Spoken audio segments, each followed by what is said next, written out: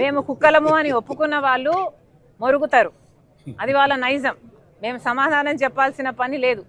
కానీ మేము ప్రజల పక్షాన పోరాటం ఏం చేశాము అని అడుగుతున్నారు కదా. మేమేనండి ప్రజల పక్షాన పోరాటాలు చేస్తున్నది. విశాఖ స్టీల్కైనా మేమే పోరాటాలు చేశాం, రైతుల పక్షాన మేమే పోరాటాలు చేస్తున్నాం. ఇప్పుడు ఉపాధి హామీ పరిరక్షణ యాత్రగా 50 రోజుల వ్యవధిలో ప్రతి పార్లమెంటులో 2-3 గ్రామాలు తగిలేటట్టు యాత్రలు చేసింది మేము, మీరు కాదు. వైసీపీ చేసిందల్లా బల ప్రదర్శన యాత్రలు. ఆ యాత్రల్లో భాగంగా జనాలు కార్ల కింద పడుతున్నా పట్టించుకోకుండా పోతున్నది మీరు. మూకల పిచ్చి ఉన్నది మీకు, మాకు కాదు. మేము ప్రజలకు మేలు చేయాలనే ఈ యాత్రలు చేస్తున్నాం. మండుటి ఎండల్లో ఈరోజు సిపిఐ వాళ్ళు పాదయాత్ర చేస్తుంటే వాళ్ళకు కూడా మద్దతు పలకడానికి వచ్చాం. ఈ కార్యక్రమం చేస్తున్నది మేము. కాబట్టి మీకు ఎలాగో కుక్కలను మీరు ఒప్పుకున్నారు, మీరు మొరుగుతూనే ఉంటారు, మీ నైజమే అది. ఇక మేము సమాధానం చెప్పాలి అనుకోవటం లేదు. మీరేమన్నారు?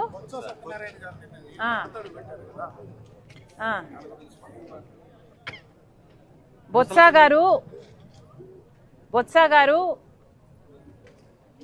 నిండు అసెంబ్లీలో రాజశేఖర రెడ్డి గారిని చులకన చేసి మాట్లాడితే, విజయమ్మ గారిని అవమానిస్తే, ఆ రోజు నిండు సభలో విజయమ్మ మా అమ్మ కంటతడి పెట్టుకున్నారు.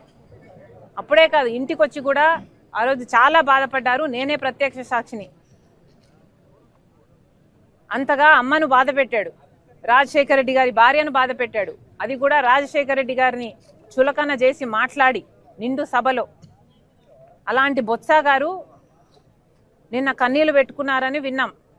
ఎందుకు పెట్టుకున్నారో నాకైతే తెలియదు. కానీ నిజంగా విజయమ్మను అంత బాధ పెట్టినందుకు పశ్చాత్తాపంతో కన్నీళ్లు పెట్టుకోవాల్సిన అవసరం నిజంగానే బొత్స గారికి ఉంది. గతంలో అన్నాడు కదా, వైఎస్ఆర్ మరణానికి కారణం జగన్ హస్తం ఉందని చెప్పాడు. అవన్నీ నాకు తెలియదన్నా. కానీ నిజంగానే ఇంతవరకు విజయమ్మకు క్షమాపణ చెప్పాడో లేదో చెప్పాల్సిన అవసరం కూడా ఉంది. Thank you.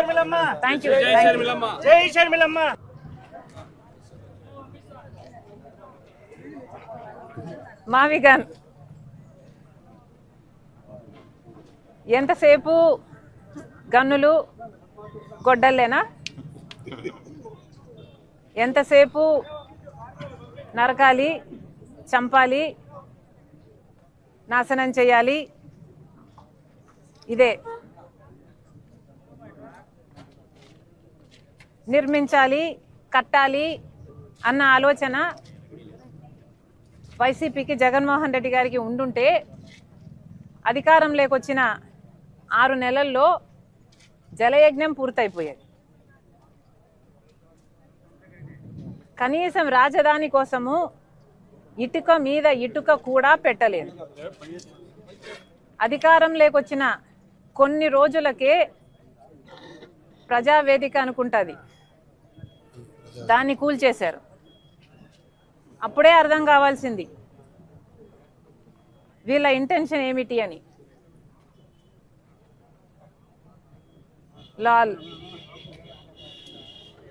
మావి గన్నట అమరావతి బదులు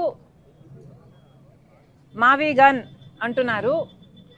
ఇక పులివెందుల బదులు ఆవి గొడ్డలి అంటే సరిపోతుంది.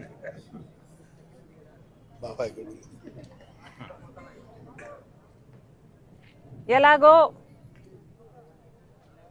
మీరు గన్నులు, గొడ్డళ్ళు, మావి గన్నుకు మీ పేరు పెట్టండి.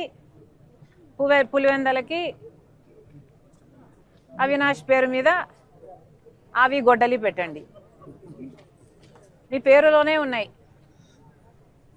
గన్ను, అవినాష్లో నాశనం, ఇంకా వేరే ఏం చెప్పాలి మీకు?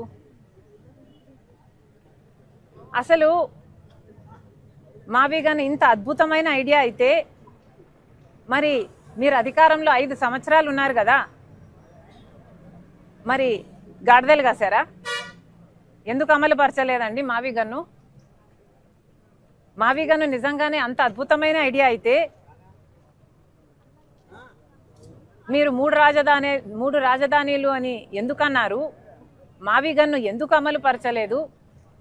ఆ 5 సంవత్సరాలు గుడ్డిగుర్రాలకు పళ్ళు తోమారా లేక నిద్రపోయారా? ఏం చేశారు?